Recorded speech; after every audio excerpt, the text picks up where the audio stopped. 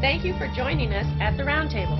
Brought to you by Community Education Arts, a nonprofit organization based in Noblesville, Indiana. I'm Alice Cavanagh-Scober, president of CEArts. And I'm Sarah E. Morin, secretary of CEArts. Let's sit down at the Roundtable.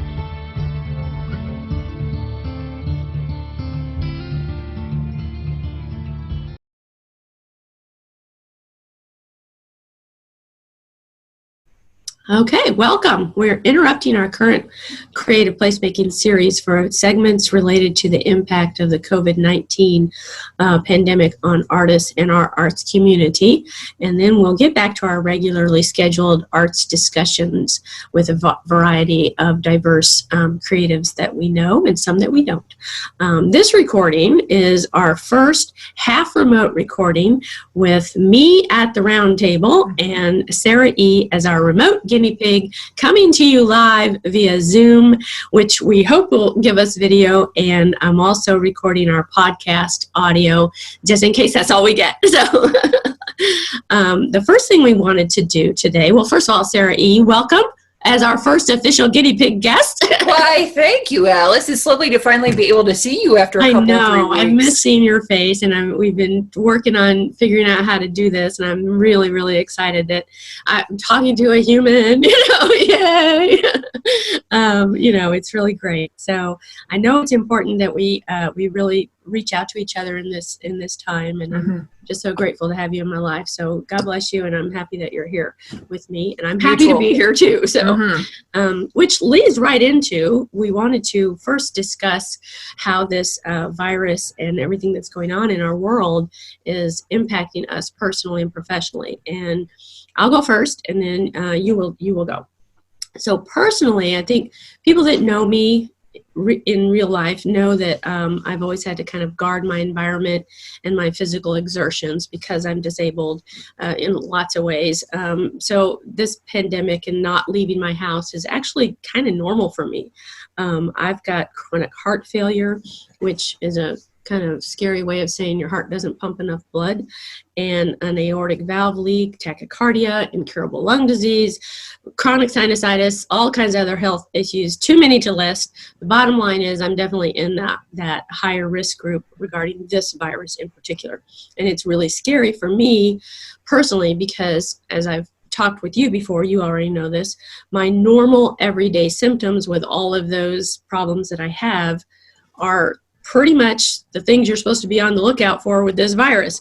So, congestion, sneezing, runny nose, postnasal drip, scratchy throat, aches and pains, constant cough, gloopy and dry, achiness, fevers almost every day. I mean, the slightest increase in any one of those things, and I freak out thinking, oh my God, I've got the virus. So, but, panic aside, I've been basically in lockdown for weeks now, and I wash my hands all the time. Every time I sneeze, blow my nose, cough, whatever. I wrote down a note that, one day last week I tried to count how many times I wash my hands every day. And, I get up early, usually around 4 o'clock in the morning. And by 7:30 in the morning that day, I gave up trying to keep track because it was already over 150 times. That just depressed the hell out of me. And I was like, I'm not counting anymore. I'm just washing my hands, So now I'm just kind of in the mode where I'm trying not to panic every time I cough or sneeze or blow my nose, And I guess I think I share some of the reaction with a lot of people that I've gotten kind of sad thinking about how I might not see my family for so very long because of all the estimates out there of 18 months before the curve flattens in the United States. It's certainly, as you know, I normally would be taking care of my baby grandson right now. He just turned a year old last month, and we video chat every day at his dinner time, but it's just not the same, so that sadness I was feeling about, not being able to see my son and my daughter and my grandson and other family, it's kind of escalated into almost grieving. I had this grieving feeling just thinking about the months of no physical contact to come, because it's very clear to me that this particular virus will always be a danger for me. So if they develop a vaccine, it will be something that I need to have annually or whatever the schedule they determine, like the flu and pneumonia shots that I get every year.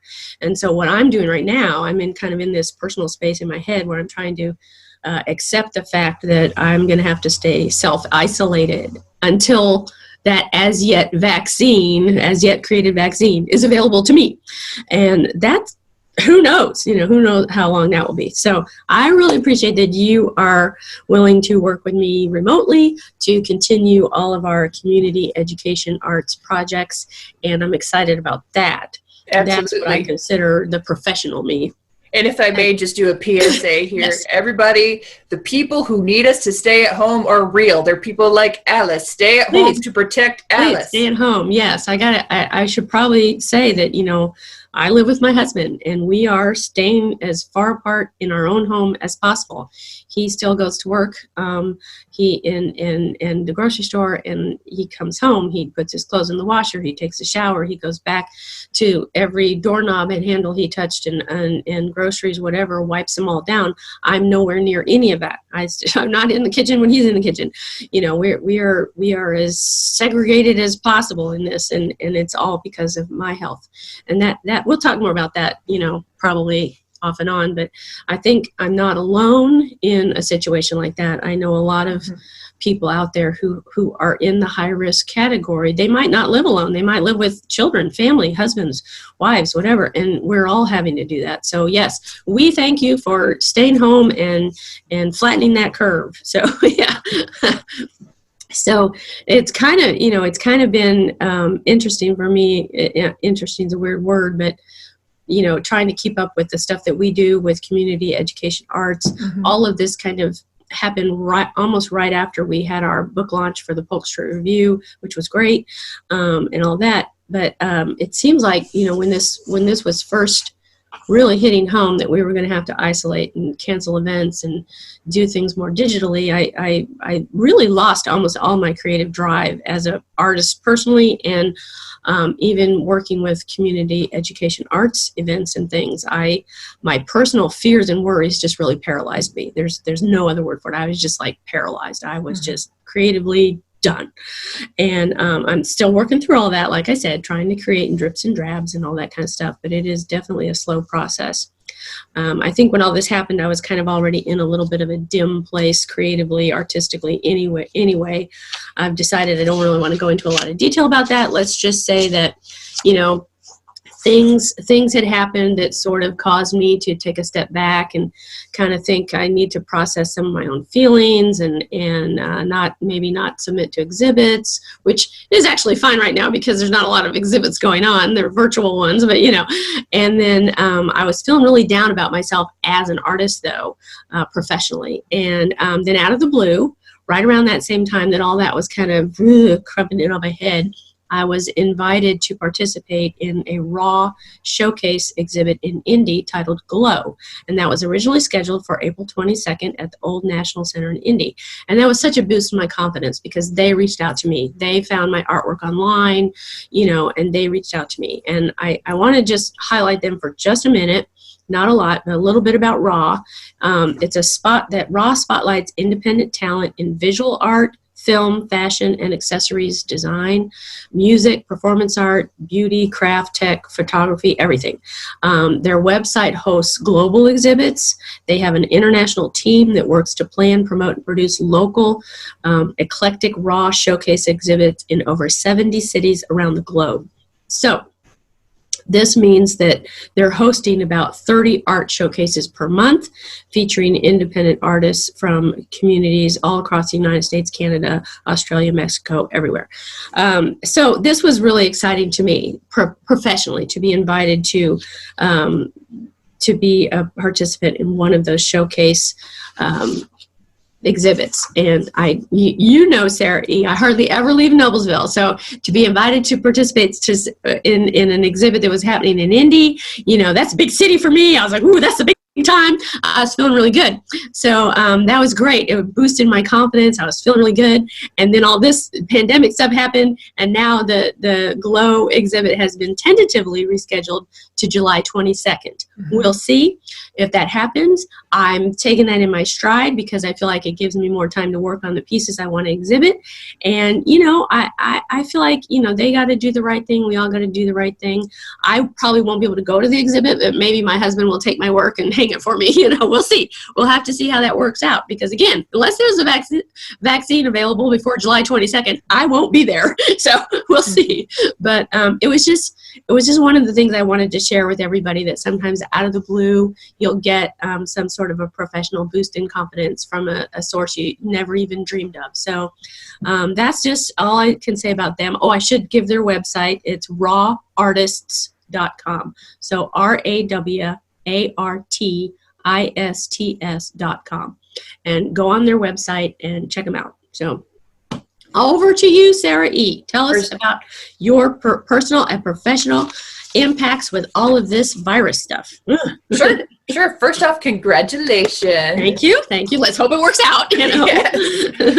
Yes. So like so many millions of people, I'm one of the people who is now working from home. Oh, yeah. And that has been an adjustment. I work for a museum, and while I think we are an essential service, in the terms of CDC, we are considered non-essential. And so, 80 to 90% of us are now working from home there. Wow. So that's been an adjustment. There's perks. I like to be able to have meetings in pajama bottoms. That's fun. Yeah, that's great. Yeah. Also making sure that you keep to some sort of, here's my normal schedule, just like you would have in real life. And that, making sure I have a scheduled meeting at 9:00 with real people where I at least am chatting with them live, if not seeing them face to face through services like Zoom. I gotta ask you a quick question.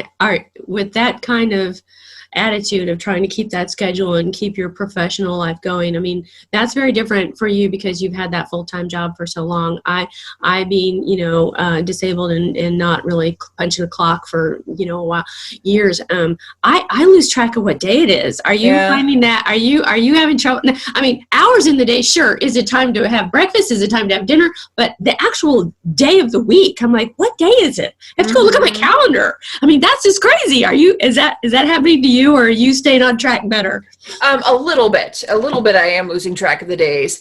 Certain rituals that my husband and I have, like Wednesday night is always date night. That kind of solid thing is definitely helping. Oh, but yeah. There's other events that I know, like Tuesdays I usually spend with you doing artistic things. And I'm like, no. Yeah.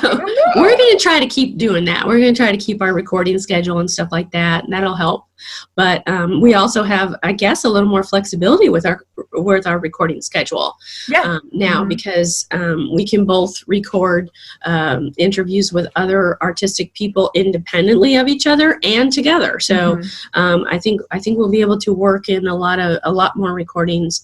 But I do kind of look forward to our Tuesdays too. So great, and I think that's a good example of not underestimating the importance of FaceTime, even if it is virtual. Yes. So. Oh man, I'm already perked up just seeing your face. Me too. Yes. Okay, so keep telling us about more. Sure. So I would say personally, it's been a mixed bag. I mean, some of the perks of it are that, like my mother-in-law lives right next door, and so since we are anyway people who have to see her to do things like get groceries for her, we are in her accepted like 10 people, that we've all chosen to limit it to a small group, and so I can do things like go over there for lunch on a work day, which I never would be able to do normally. So that's a lovely thing.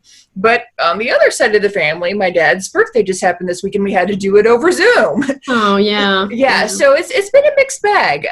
We made the most of it under the circumstances, but I think not the same. I know. Yeah. And just since I work with kids, it feels so weird not to have a lot of kids around. Even when you go out grocery shopping, people are keeping their kids at home for the most part, which they should. But just, missing, hey, where's the young people? Now, for you work-at-home parents, you probably are getting too much kid time right now, so I apologize if I have just offended your sensibilities. So, I think everybody's doing the best they can, and you miss your kids, and I think all the teachers that I know, have experienced that too. They're all trying to, connect with their kids, their students in their classes, you know, in all the kind of virtual online ways that they can, because unlike parents, you know, that's a time period that you're with those children in the classroom, or like you with the museum classroom. I mean, it's limited and you miss them. And so I hope that everybody is able to take advantage of as many of the possibilities out there as, you know, as they can with the online stuff, like what we're doing. You know, you Sure, can connect with your absolutely. students this way, I'm sure. Hopefully, you know, and kids today are so much more savvy with electronical stuff. They're probably just ready to connect all the time, you know? Mhm. Yeah, I think so.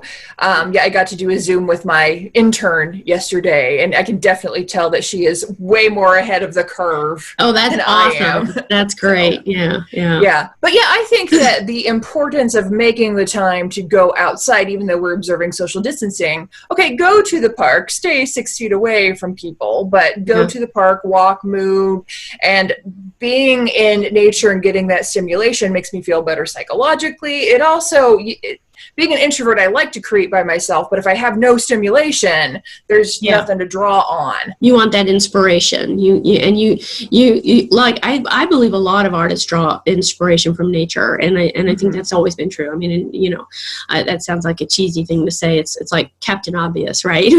but I think we do need that, and and I think people need, just whether they're artistic or not, you know, having a little bit of nature come into your world is a wonderful thing. And so I'm hoping that, like, I worry about the elderly and disabled people a lot, you know, and hoping that, you know, especially if they live alone, I'm hoping that, you know, people are able to at least step outside their front doors and you know, get a little bit of outside, because it's just I don't, if I go down the rabbit hole of thinking about all the people I worry about, let's not go there. Let's just move right on. This has been At the Round Table with Alice And Sarah E. of Community Education Arts. Our nonprofit organization is based in Noblesville, Indiana. You can find us online at CEArts.org. This activity made possible in part with support from the Indiana Arts Commission and the National Endowment for the Arts, a federal agency. We'd like to thank James Weston for writing our intro music and for his technical savvy. Join us next time At the Round Table.